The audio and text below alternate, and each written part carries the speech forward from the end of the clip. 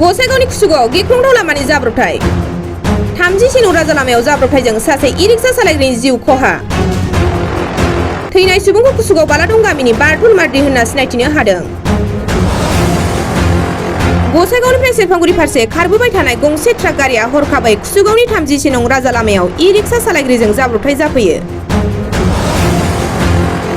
जाब्रबथाय जानायनि उनाव ट्राक गारिया खारलाङो, नाथाय सेरफांगुरि पुलिसा ट्राकखौ हमनो हायो। जाब्रबथाय जानाय जायगायाव कुसुगाव पुलिसा सौहैयो आरो थैनाय सुबुंनि गोथै सहखौ बोखाङो। 15-20 बोसोर बारलांनायनि उनावबो कुसुगावनिफ्राय गसाइगावसिम थांनाय 30 नौ राजा लामाया आबुङै मावफुंजायैनि जाउनाव बे लामायाव जाब्रबथाय जाबाय थायो होनना ओनसोलनि सुबुंफोरा फोरमायदों आरो लामाखौ थाबैनो मावफुंनो थाखाय थागिबि सुबुंफोरा दाबि खालामदों।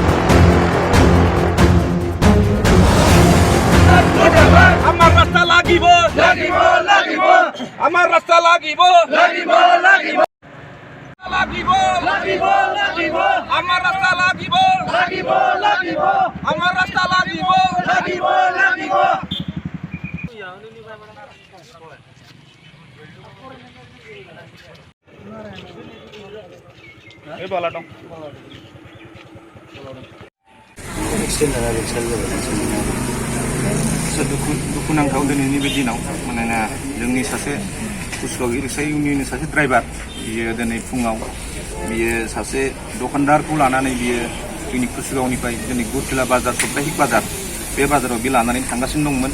दा बे समावनो बियो जोंनि कुसुगाव बास स्टेन्डनिफ्राय मेन रडआव गाखोनाय लोगो लोगो बियो मोनसे घटना जानानै थांबाय। बियो मोनसे गारिजों सौख्लायनानै बियो थैनानै थांबाय आरो दा बेनि थाखाय जों गोबांथार दुखु मोनदों। मानोना जोंनि नैबे लामानि थाखाय बे जिनिसा जानो मोनदों। दा जों बेनिखायनो बे लामा जाय कम्पानिया मा होनो पिसिएल ना किसिएल दा सिमप्लेक्स कम्पानि बे लामाखौ बानायदों। दिनैसिम बेयो आजिलि 15-20 बोसोर जानानै थांबाय। दिनैसिम जोंनि बे लामाखौ थि खालामनानै होनो हायाखै। बिनि थाखायनो दिनै नैबे घटनाया जानो मोनदों आरो दा जों बेखौनो दुखु मोनदों। आरो जों बे फिजिकेल कम्पानिखौबो जोङो दिनै खावलायो बा रिक्वेस्ट खालामो बियो थाबैनो बे लामाखौ जोंनो बानायना होनांगौ।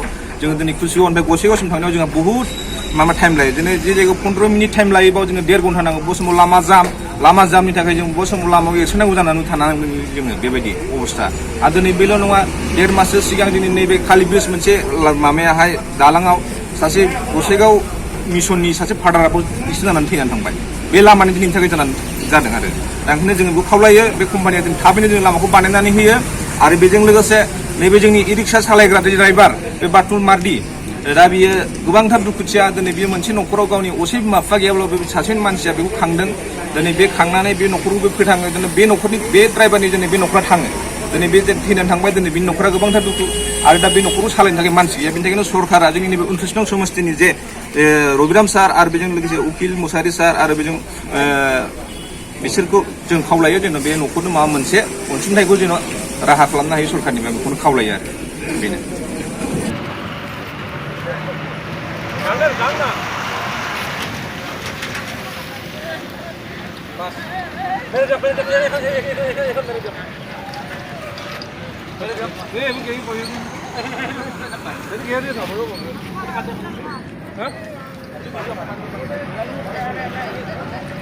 पानी di baling basta ka to risiko hari पानी di baling এটা কলে নাই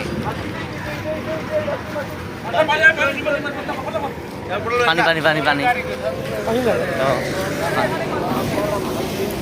আছে নাকি তাতে তাতে ক'ত বালি দিব চেট